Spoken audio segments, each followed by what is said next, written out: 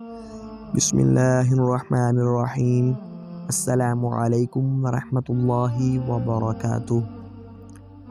رسول اللہ صلی اللہ علیہ وسلم نے ارشاد فرمایا کہ مسلمان پر 6 حق ہیں۔ نمبر 1، جب تجھ سے ملے تو سلام کرے۔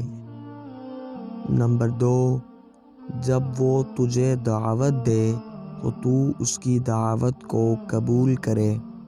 نمبر 3، جب وہ تجھ سے خیر خواہی طلب کرے تو اس کی خیر خواہی کرے۔